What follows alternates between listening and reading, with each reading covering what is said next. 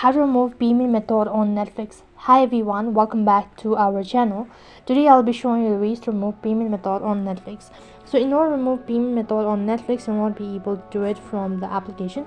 You need to log in from web browser. So for that, go ahead and open up a web browser, and on the web address bar type in www.netflix.com.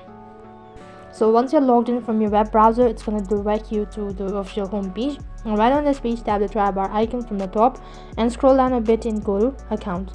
As soon as you tap the account button, it's going to take you to all of the information page. So after you tap the manage payment info, it's going to take you to the other interface where you'll be able to see the detailed information of your credit card. So then what you'll have to do is you need to go ahead and tap edit button. So you'll need to go ahead and add the new one in order to remove the current card information or the payment method. You'll need to add a new card details, and only then you'll be able to remove the current payment method on Netflix.